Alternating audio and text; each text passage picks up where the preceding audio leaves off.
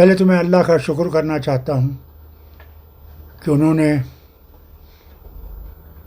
دونوں ملکوں امریکہ اور ایران ان کو ہمت دی کہ ایک میز پہ بیٹھ کر اپنے مسئلے طے کریں،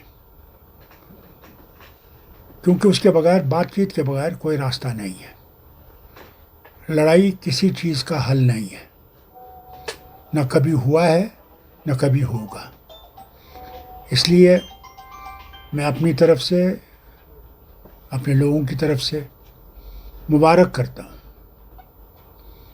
ان سب ملکوں کو جو بیٹھ کے بات چیت کریں گے، اور اللہ سے دعا کرتا ہوں کہ ان کی بات چیت میں امن کی بات ہو، امن آئے، کیونکہ اس لڑائی سے ساری دنیا ملوث ہو گئی ہے۔ حالت یہ ہے کہ اگر اور بڑھے گی تو تکلیفیں دنیا کی اتنی بڑھ جائیں گی کہ خدا ہی جانتا ہے کہ پھر حال کیا ہوگا، کیونکہ انرجی سورس جو ہے وہ سب سے ضروری ہے دنیا کے لیے، اور اللہ نے انہی ملکوں میں اس انرجی سورس کو دیا ہوا ہے۔ آپ جانتے ہیں کہ کتنے ہماری وطن کے اور ہماری اس علاقے کے لوگوں میں کتنے وہاں پہ ان عرب ملکوں میں کام کرتے ہیں۔ آج سب کی زندگیاں اس میں ہل گئی ہیں، پتہ نہیں کہ کتنا دیر لگے گا امن آنے میں، کیونکہ ہمارے خاندانوں میں سے، جموں کشمیر کے لوگوں میں سے جو ہیں، کئی ہیں جو ان علاقوں میں کام کرتے ہیں اور پھر گھر بھی پیسہ بھیجتے ہیں جس سے ان کے گھر چلتے ہیں۔ اس لیے ہمیں سب کو تشویش ہے اس بات کی کہ یہ لڑائی بند ہونی چاہیے، اور میں امید کروں گا کہ بھارت بھی اس میں مدد کرے گا۔ کافی امریکہ کا دوست ہے کہ ان سے بھی اس طرف کو لے جائے گا، کہ کیونکہ ہم پہ بھی بہت زبردست اثر پڑے گا اس کا۔ بہت سے پرپوزل دونوں طرف سے ہیں، ان پہ ڈسکشن ہوگا۔ اللہ کرے کہ آخر میں یہ لوگ اس چیز پہ آ جائیں جہاں پہ امن آئے گا۔ ہمیں امن چاہیے، ہمیں لڑائی نہیں چاہیے، اور اسی لیے ضروری تھا کہ ایک ٹیبل پہ بیٹھیں اور اس مسئلے کو حل کریں۔ دیکھیے اب کتنا اسرائیل کر رہا ہے اور کس طرح امریکہ کو انہوں نے ملوث کیا ہے اس میں، اور آخرکار اسرائیل کو بھی نقصان ہو رہا ہے۔ وہ اس سے بچا نہیں ہے، وہاں بھی تباہی کا عالم ہے، اور اس تباہی کو لڑائی سے کم نہیں کر سکتے۔ اور کب تک یہ چلے گا؟ مجھے ایک بات بتائیے، کس لڑائی نے فائدہ دیا ہے؟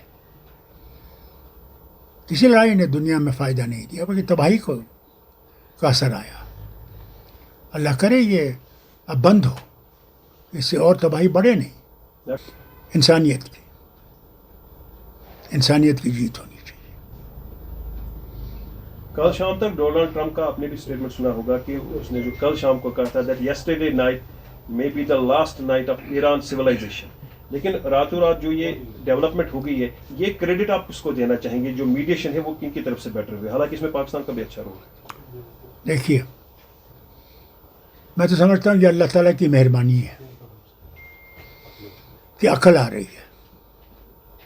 کسی سویلائزیشن کو ختم کرنا آسان نہیں ہے، کتنا یہ کوشش کرے نہیں کر سکتے۔ اس لیے کسی ملک کو میں کہوں گا کہ اس کو میں داد دوں اس میں یا نہیں، میں تو یہ کہوں گا کہ اس نے، پروردگار نے وہ راستہ نکالنے کی کوشش کی ہے جس سے کہ ہم امن کی طرف چلنے کی کوشش کر رہے ہیں۔ Dr. Saab, how do you see the relation between the India and the Gulf countries? Has it improved? I cannot tell you. I'm not sitting in the chair in Delhi. It is the foreign ministry that can tell you whether we have better relationship with those countries or not. I am not in that position. But do you think India could have played a major role in negotiating between the two countries? How much India can play, that is not for me to say. It is for the government of India to say. Unfortunately, they took the first step, which was wrong. For ages, we have been supporting Palestine cause, which is a just cause. Suddenly we switched, which does not augur well for our nation. تو آپ کو doctor صاحب لگتا ہے کہ اب فلسطین کا بھی جو ہے ایشو وہ سالو ہو جائے گا اس سیز فائر کے بعد؟ اگر میں نجومی ہوتا تو میں آپ کو بول دیتا کہ صاحب میں نے یہ دیکھا ہے. میں نجومی نہیں ہوں. میں صرف اللہ سے دعا کر سکتا ہوں کہ اللہ تعالیٰ ان کے مشکلات بھی دور کرے. چین کا اس میں ذکر آیا، جو بات چیت کی ہے، اب مان رہا ہے امریکہ بھی کہ چین کا بڑا رول رہا ہے اس میں. تو چین کو آپ کس طرح دیکھتے ہیں؟ کیونکہ ہمارے بھی معاملات ہے، بارڈر ملتا ہے لداخ کا چین کے ساتھ.